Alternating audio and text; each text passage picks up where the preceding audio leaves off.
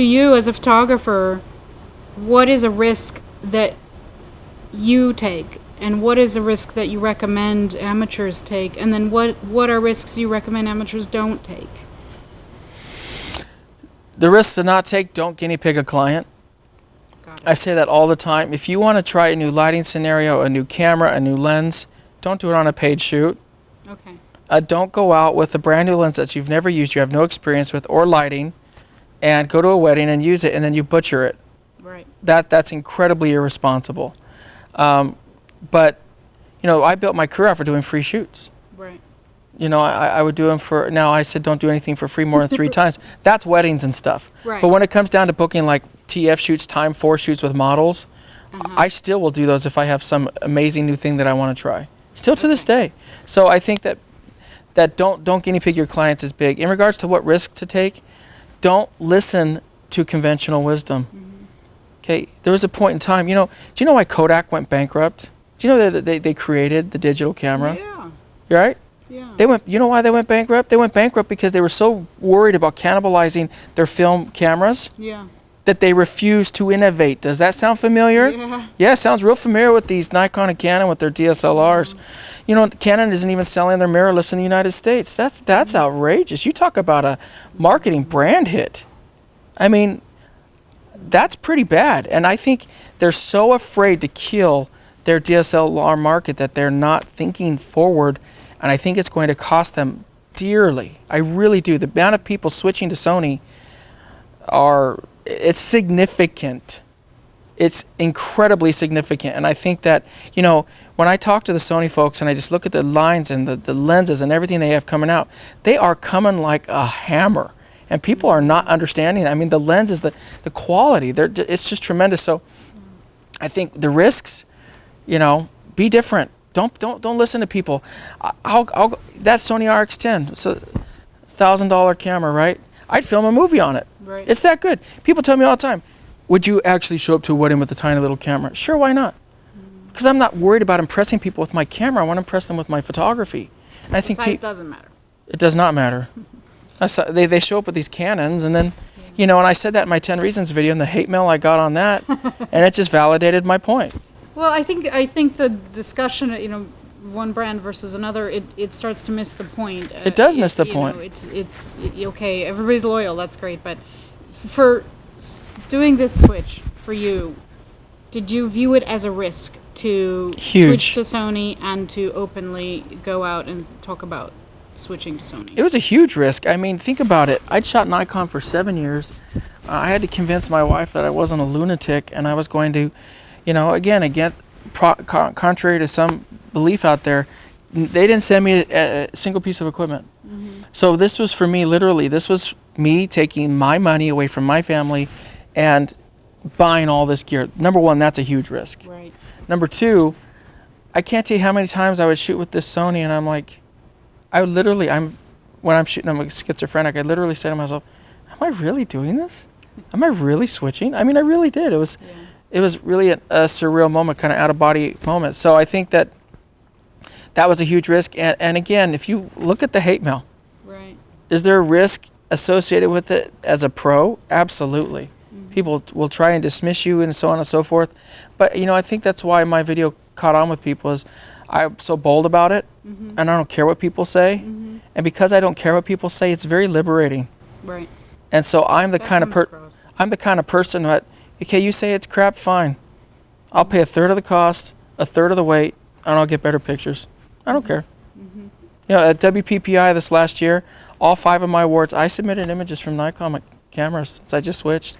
All 5 of my awards came off those Sony mirrorless, those little cheap toy cameras. And they're not cheap and they're not toys. But that's what some people will say, and I think that was validating as well. They just look so different. So they look different. They feel different. Yeah.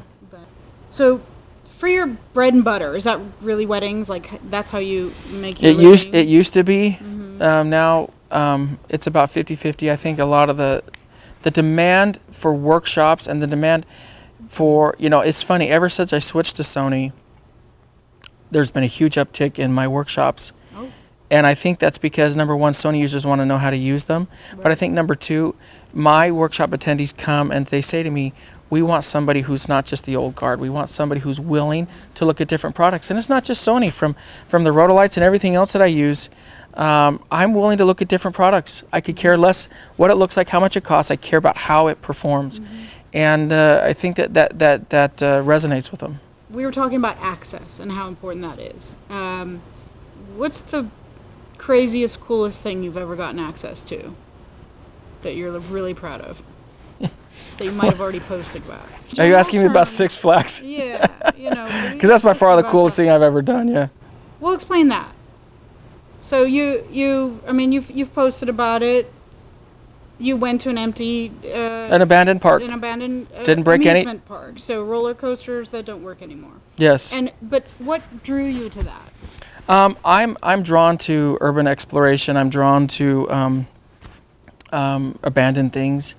I don't know why, but I just feel that there is an inherent beauty associated with those locations.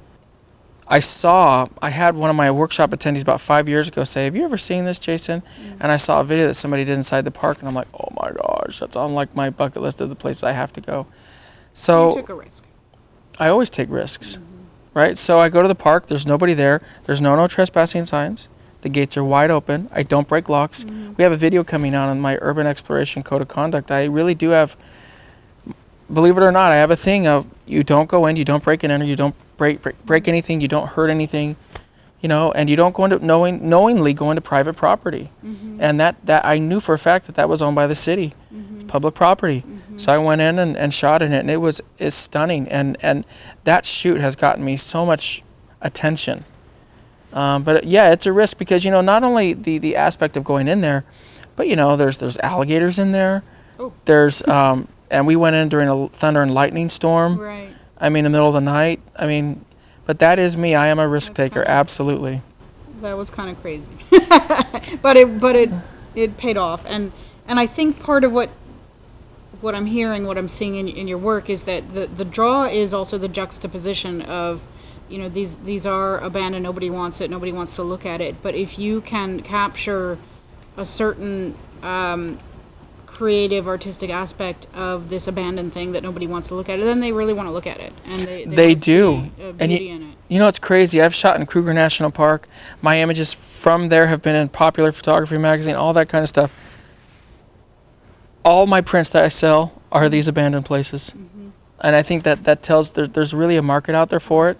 People love it, and you spoke about the juxtaposition. I think people love to see. Wow, I mean that.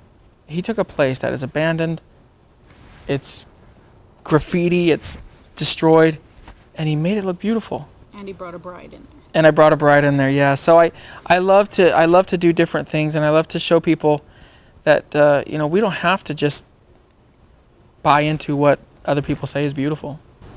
What is the craziest, wildest thing that you can think that you want to do that you haven't done? Chernobyl. Oh, wow. Yeah, I'm definitely going to go to Chernobyl. My wife off camera just gave me a weird look, but she knows I'm going to Chernobyl. I think I definitely want to get into some of these really wild places. And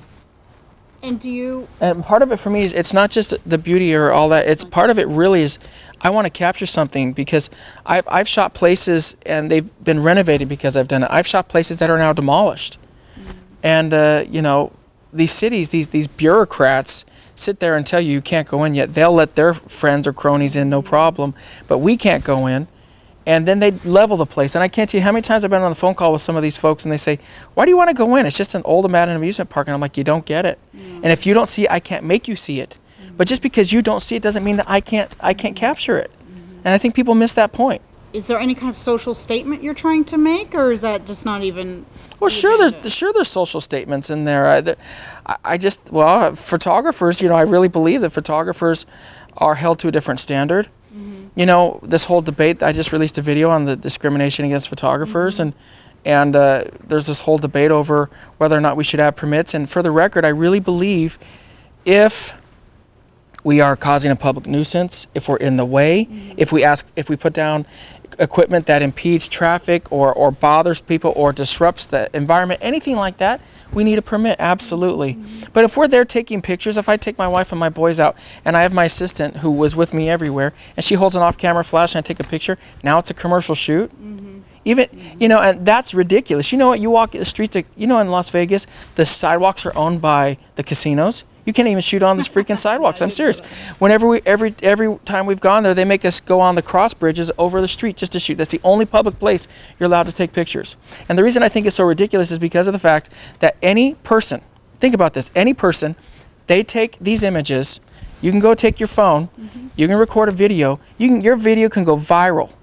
You turn your ads on YouTube, and now that's a commercial shoot. Yeah. And furthermore, the government films us all the time.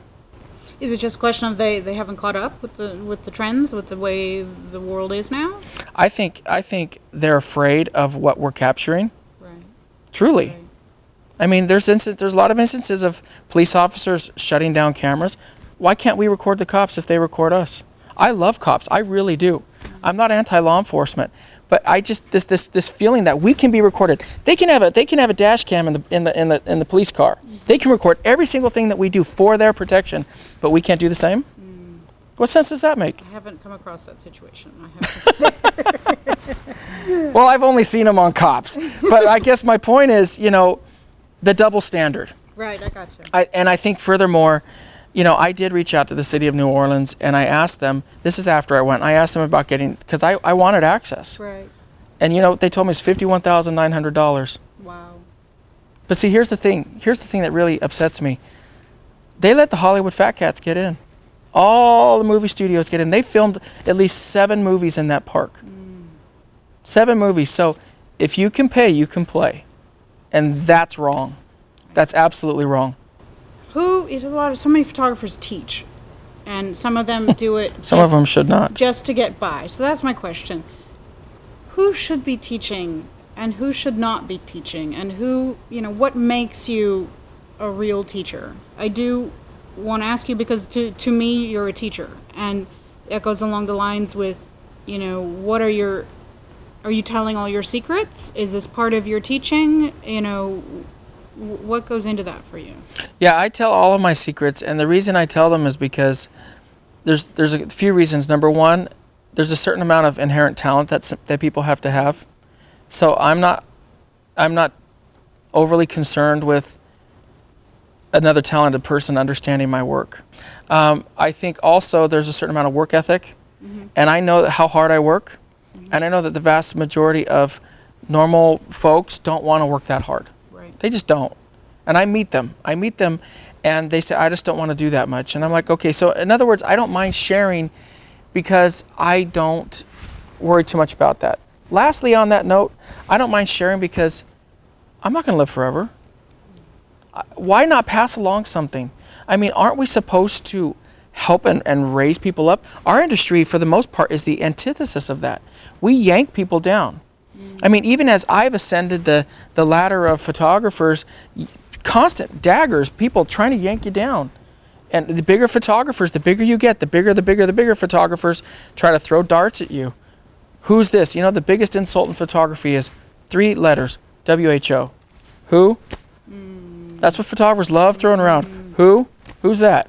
That's what and I had one guy do it to me on social media. I called him out there right on the spot. I said, you know exactly who I am. And he had to come on and admit that he did. And I think that I don't worry about it because I know where I want to go. And I think we need to share. And I think that people need to get that. So what makes a great teacher or somebody who should be teaching? They have to be a great photographer and a teacher. Right. Because I've met those folks who are great photographers, but do not know how to teach. Right. And for the record, I had to learn how to teach. Right. When I first started doing workshops, they were just, hey, just follow me along on a shoot. Right. And after 3 or 4 years, I really learned how to be much more of a teacher. So my workshops now, it's a lot less of me shooting and me pushing the students into shooting and them showing me their results. Because and for that record, when you go to a workshop, somebody should come to a workshop and they shouldn't, a lot of photographers, this is how a lot of photographers set up workshops and they set it up with perfect lighting like we have in here. Right. And then you come in, you get great shots, and then you walk away and you cannot replicate that process. Right. So you've learned nothing. All you did was come and got a few shots for your portfolio. Right. I want my students to come. I want them to be able to set up the lights and to be able to do it on their own. So when they get back to their house, wherever they are, they can do the same process again. And when you come to one of my workshops, I actually encourage them to assist. What do you say to those people who say, I only do natural light? Look, that's fine. If you want to only do natural light, that's your prerogative. I love natural light, for the record. Mm-hmm. I do. Mm-hmm. Natural light is absolutely beautiful. It's stunning. Right. But you're going to limit yourself. Mm-hmm. I think it's a travesty if you're a wedding photographer and you say that you only shoot natural light. Mm-hmm. How in the world do you shoot indoors? Mm-hmm. Let me give you a clue. You don't. Mm-hmm. You don't. It's such a joke. Mm-hmm. And I think that if you only want to shoot wedding ceremonies and they happen to happen during the golden hour and you get great shots, fine. You know, another thing plaguing natural light photography these days is just the blown out skies. Everything's just, what happened to blue skies? What happened to clouds? It's like the earth, it just vanished. Our solar system just sucked all the life out of the sky. And I don't understand why people are okay with that. And I think with the plethora of new photographers that we've gotten in, there's this conventional thinking that we don't need to train ourselves as photographers, and I think that's really hurt our industry. It's one of the reasons why so many photographers struggle. One of the things I've learned in my various classes is you gotta be able to light what you shoot, and you gotta be able to print what you shoot, and you gotta see what are the flaws, what are the things that you're not gonna see when you're just looking at a beautiful computer screen. And when you print, that's when you really see what's going on and what you need to fix. And that photographers, in some ways, are actually becoming lower quality because they never print. Correct. They take these images that look great on a computer screen this big or on a smartphone, but then when they print it, it's pixelated, it's blown out. There's banding. There's all sorts of issues because they don't know how to light. Right. And for anybody who, if you're a natural light photographer and all you want to do is that's fine. You're going to shrink your pool because there will be a day and time where the public stops putting up with the garbage that's put out there. Because the key to photography is light. Right. Seriously, it's lighting. Right. Would you watch a movie shot in natural light? No. I've never seen it. It's hilarious, right? You giggled at it because it's such a ridiculous notion. Right. It's a ridiculous notion. So, oh, that's the artistry. No, a movie has lighting. How else do you do it? So, I'm sure there's some movie that somebody made, but the bottom line is photography is light. Yes. That's the bottom line. And if you're going to be a photographer, if you're going to be a self-respecting photographer, you need to learn how to light. Is there any feeling that amateur photographers who are trying to learn light, who are trying to learn editing, all these things, should go back to film cameras or old cameras or vintage or full format, anything that, I don't know, wet plate photography? Is there any advantage to going back to, a different century and kind of rather, because I wonder if the digital cameras are making people feel that they're getting something that they're not. That's a great point. The digital cameras get people to about that, in the wedding photography world, they get them to about that $1,500 to $2,000 wedding photographer level. Mm-hmm. And I think that's the problem. Mm-hmm. They plateau. Mm-hmm. I can't tell you how many photographers plateau, and it's because of that. So the digital cameras, yes, that makes it easier for anyone to be a photographer, flat out. Should someone go back to wet plates or this, that thing? No, because that would be an investment associated with that, which most photographers struggle to buy a decent camera these days. But I can't tell you, and I mean this in all the best way possible, how many photographers come to my workshops, and I'm glad they do, but they come to my workshops and I'll say, please raise your hand if you do not completely understand manual. Uh-huh. And then they'll say, oh yeah, everyone will say, yeah, no problem. And then as the workshop goes on, we'll see that frustration setting and we'll see everything, and then it's like, okay, you're not understanding this. Now that's what we're there for. Mm-hmm. We're not mocking them, we're there to help them. So I think the real solution for photographers is you should be banned from shooting in aperture priority, shutter priority, or P mode. You should be absolutely banned. How are you a professional photographer if you're shooting in those crappy modes? Now there's exceptions. There's a few exceptions, but they are rare. There are a few exceptions. Some sports photography, there are a few exceptions, but how many people are doing NFL games? 0.0001% of the population. I'm talking to the 96%. Right. You guys need to understand manual. Now, if you fully understand manual and you choose to shoot in a different mode, that's fine. You just need to know, need to have a mastery of manual, so when those priority modes fail you, because they will, you need to be able to crank up your camera and do your job. And a lot of photographers, cannot do that. I shoot in manual. But it took a while. But Yeah. Where do you think technology is going in photography? And where do you want it to go?